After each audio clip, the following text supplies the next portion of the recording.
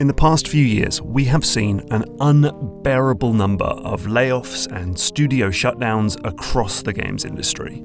It's estimated that 14,000 game developers lost their jobs in 2024, and this year isn't looking any better. In February alone, just February, we've seen cuts and redundancies at Sumo Digital, Iron Galaxy, Endreams, Hi-Rez, Unity, Crytek, NetEase, Night School, Bossa Games, Striking Distance, and more. Each one of these layoffs is someone's life being upended, and it's another talented individual who may be forced to leave the games industry altogether if they're unable to find another posting. It just all sucks. But this newest one, announced yesterday, man, this one really stings. Warner Brothers just announced that it's closing 3 of its studios: Player First Games, which made MultiVersus, WB Games San Diego, which was working on some unannounced project, and here's the big one, Monolith Productions.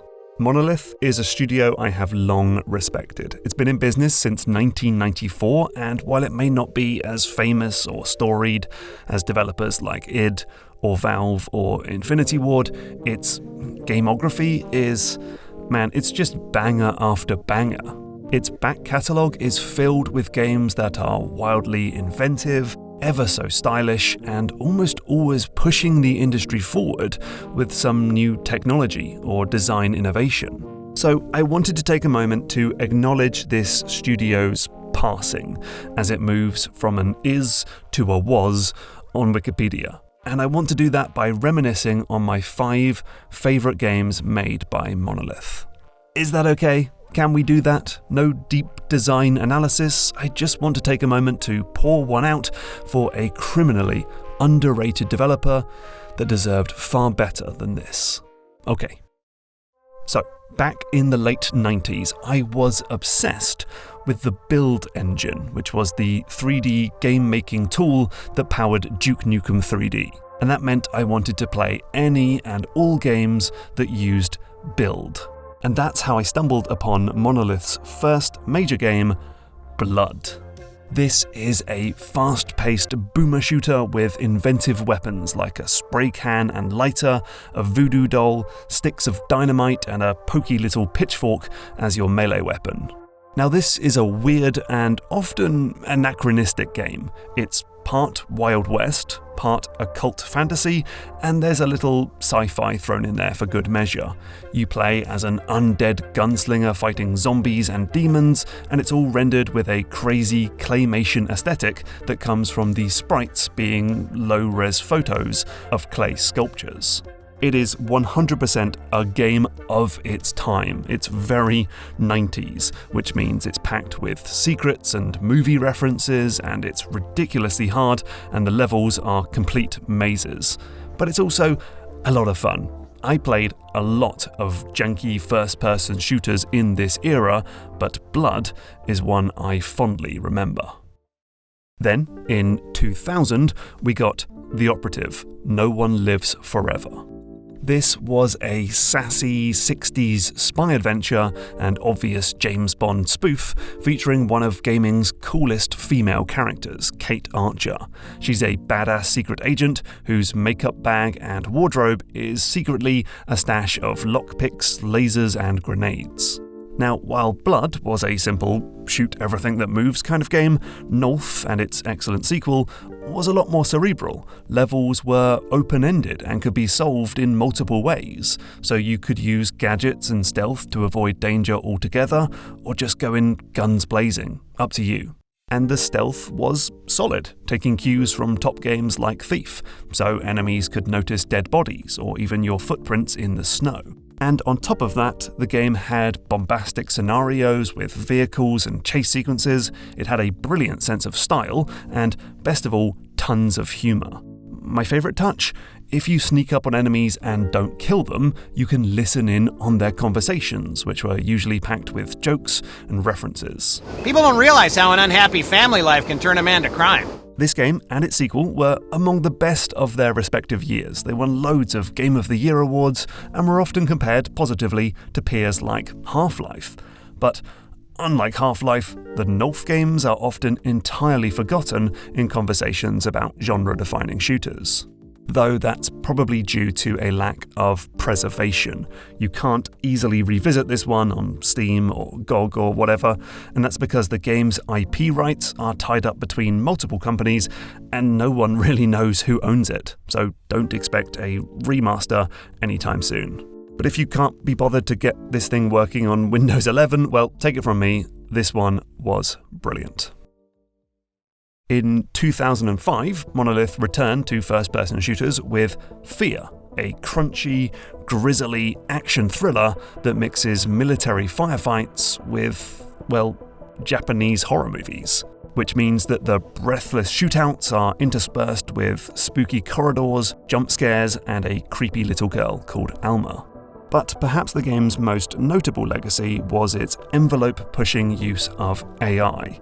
No, not that AI, I mean enemy behavior AI.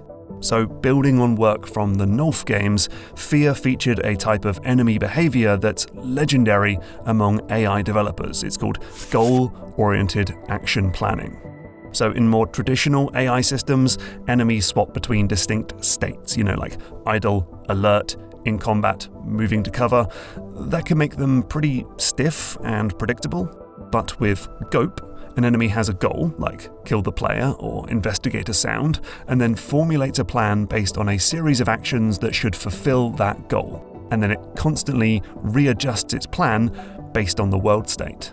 This made enemy encounters feel more organic and erratic, more like fighting real players than simplistic whack-a-mole baddies. And the same tech was used in STALKER as part of that game's much-loved A-Life NPC system. So, you know what? Perhaps it's time for game makers to give this tech another look. I'll put a link in the description to AI and Games' video on the topic. We're still in 2005 because in that same year, Monolith released another banger, Condemned Criminal Origins. So this is a gritty psychological thriller inspired by serial killer movies like Seven and The Silence of the Lambs. And it's another first-person shooter, right? Well, maybe not. Because while it starts that way, with FBI agent Ethan Thomas wandering around with a pistol, you're quickly disarmed and forced into brutal melee tussles with your enemies. So you'll have to create improvised weapons from the environment, like lead pipes, planks of wood, and so on. A bit like the new Indiana Jones game. It becomes a game about messy, scrappy, sweaty brawls in disgusting, run-down tenements. The fights feel visceral and in your face, and the enemies are unpredictable. Some storm towards you aggressively, while others flee or hide in the shadows, waiting to strike later. It's harrowing stuff. You just kind of want to get out of there and take a shower. It's a shame the game didn't make better use of its forensic tools. It's no detective game, but the atmosphere, man, that was unmatched. And then in 2014, we got Monolith's most ambitious game yet, Middle-earth: Shadow of Mordor.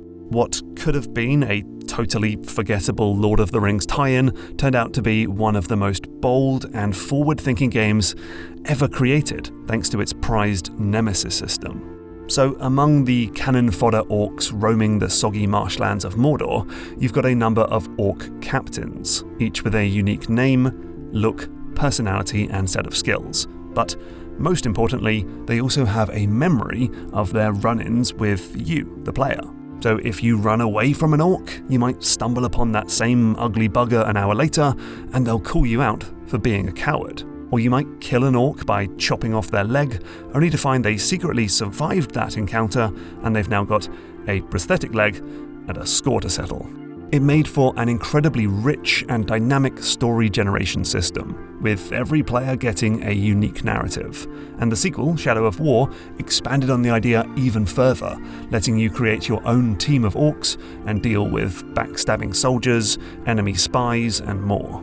Sadly, the system was locked under a patent, so no other developers have been able to use a similar system for fear of getting sued. Boo. So that's Monolith. Or at least Monolith to me. The studio made other games too, like Shogo, a Tron game, a Matrix MMO, and a Middle-earth MOBA, I guess.